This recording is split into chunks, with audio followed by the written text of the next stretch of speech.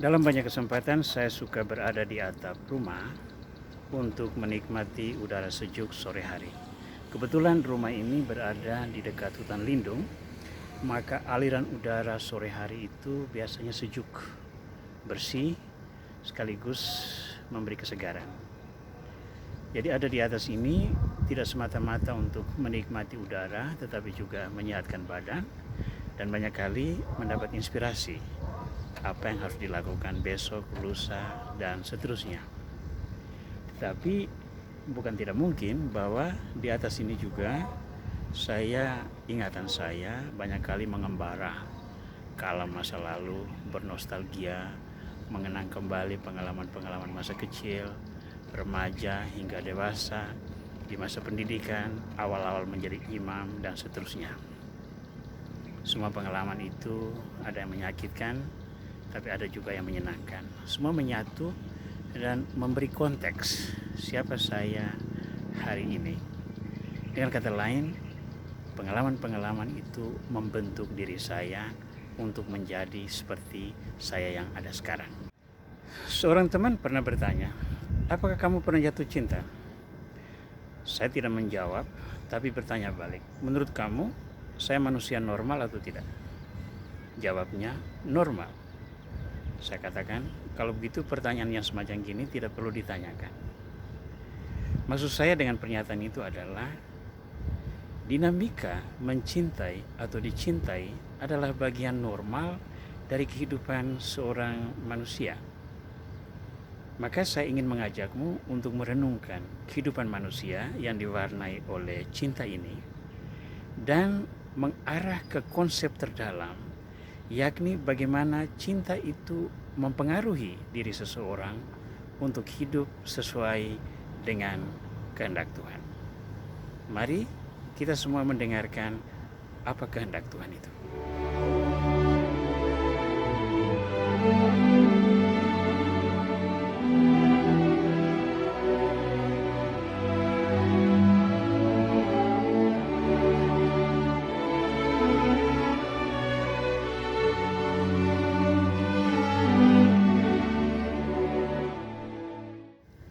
Dalam perjamuan malam yang terakhir, Yesus berkata kepada murid-muridnya, "Jikalau kamu mengasihi aku, kamu akan menuruti segala perintahku. Aku akan minta kepada Bapa dan Ia akan memberikan kepadamu seorang penolong yang lain, yaitu Roh kebenaran, supaya Ia menyertai kamu selama-lamanya. Dunia tidak dapat menerima Dia sebab dunia tidak melihat Dia dan tidak mengenal Dia. Tetapi kamu mengenal Dia, sebab Ia menyertai kamu dan akan diam di dalam kamu. Aku tidak akan meninggalkan kamu sebagai yatim piatu. Aku akan datang kembali kepadamu. Tinggal sesaat lagi, dan dunia tidak akan melihat aku lagi. Tetapi kamu melihat aku sebab aku hidup dan kamu pun akan hidup.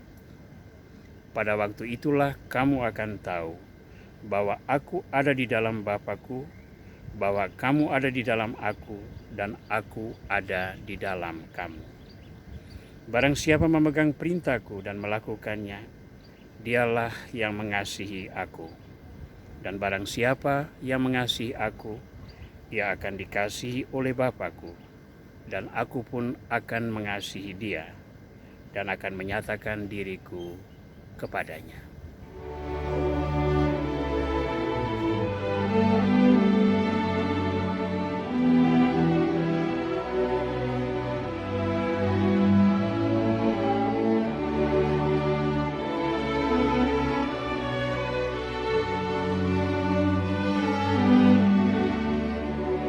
Saudara-saudara yang dikasihi Tuhan, saya mengisi hari-hari hidup saya dengan banyak program, namun sebagian besar waktu saya habiskan di tempat ini.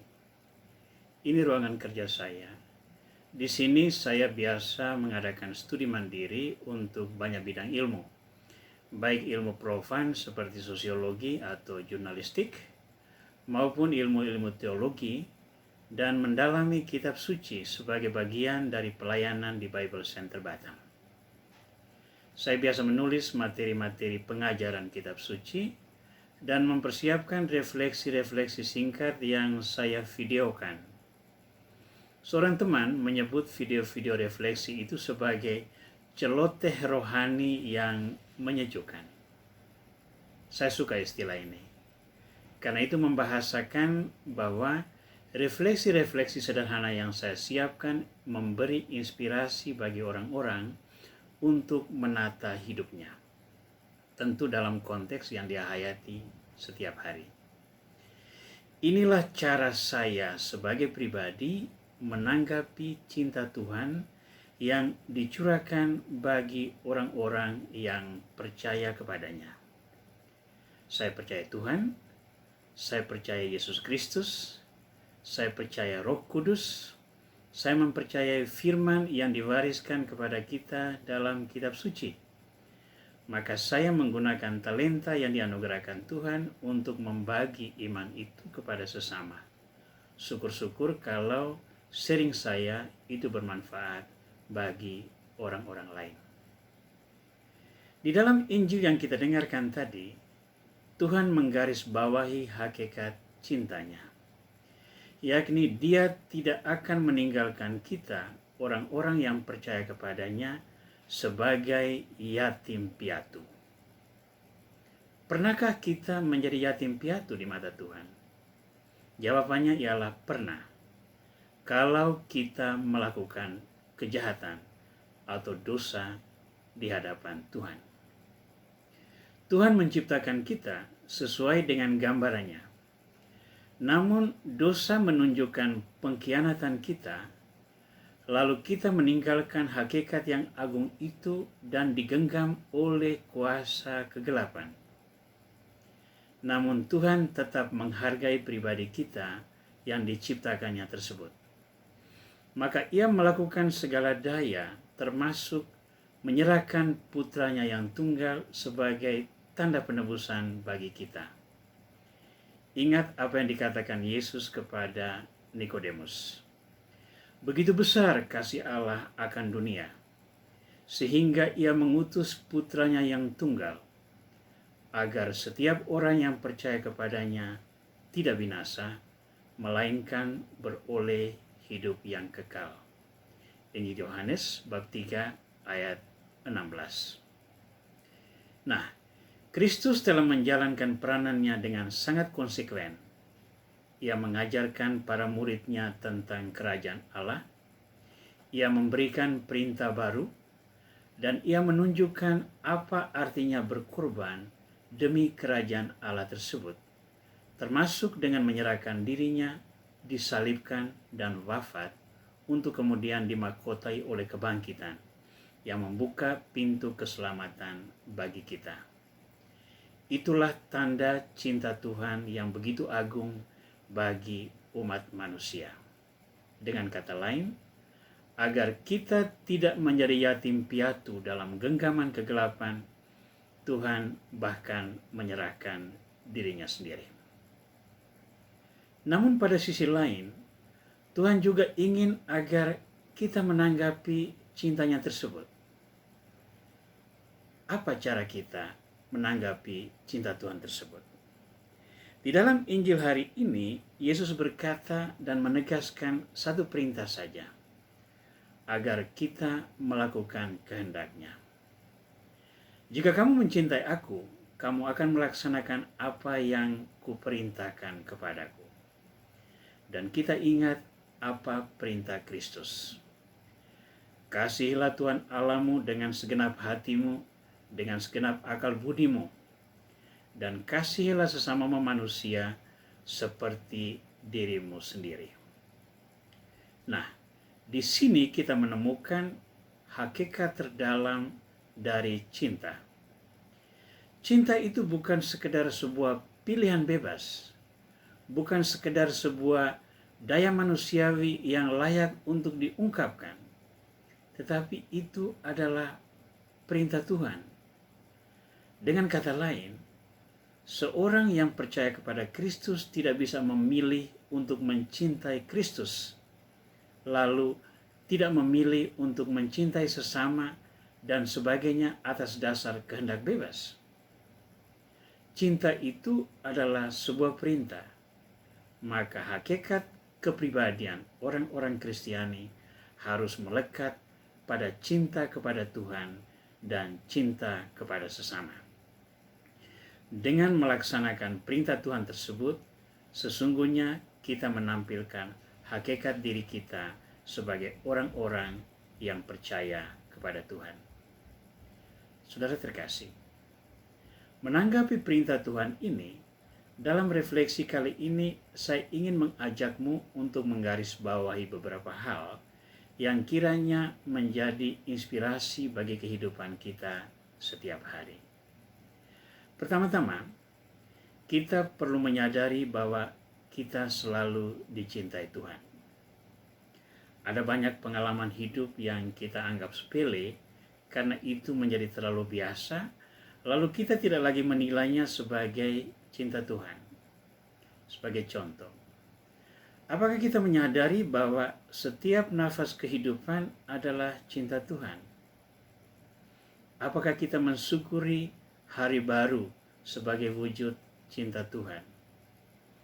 Apakah kita memandang setiap suap nasi yang kita makan, setiap kesempatan kerja yang kita miliki, setiap upah yang kita peroleh, setiap sapaan manis yang kita terima merupakan anugerah cinta Tuhan?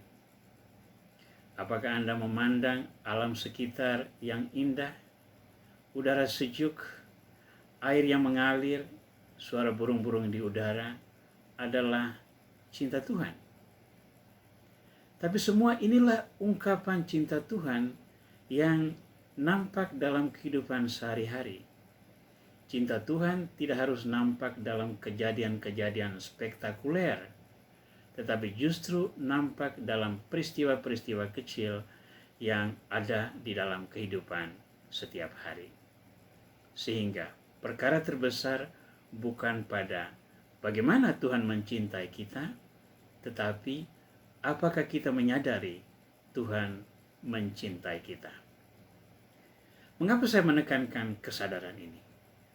Karena menyadari cinta Tuhan akan menentukan bagaimana cara kita menanggapinya. Bertolak dari kesadaran akan cinta Tuhan, kita menentukan bagaimana kita menghayati iman. Ada beberapa contoh. Nomor 1, kalau kita mencintai Tuhan dan kita menyadari cintanya, kita perlu membina relasi intensif dengan Tuhan dalam kehidupan rohani kita.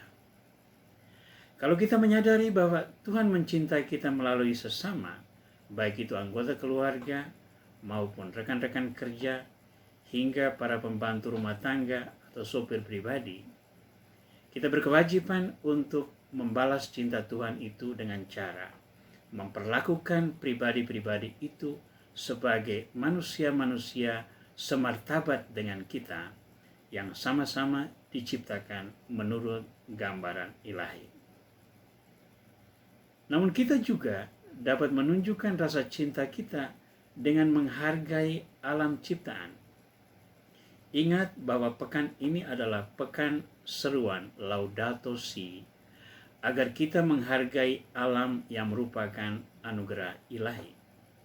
Salah satu cara kita adalah memelihara lingkungan hidup, agar alam ini senantiasa memberikan yang positif bagi kehidupan kita dan tidak menjadi racun bagi manusia karena kesalahan kita di dalam memanipulasinya.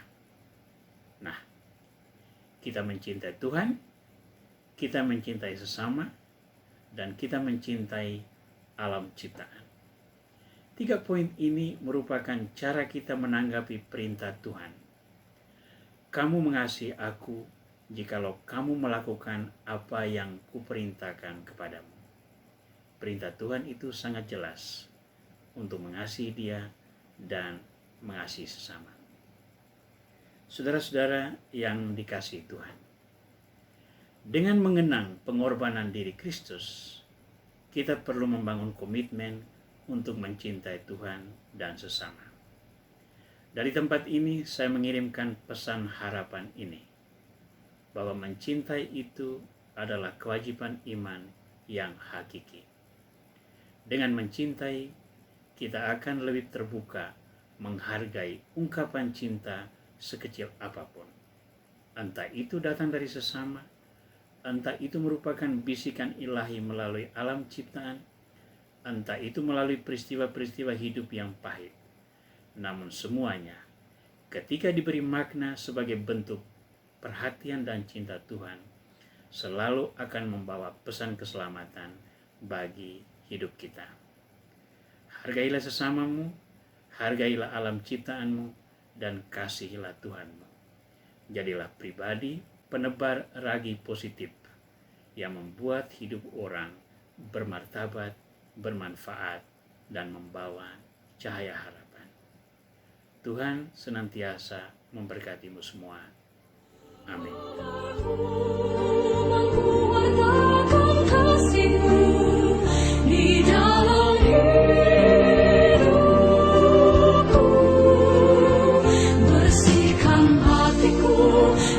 Sucinya cinta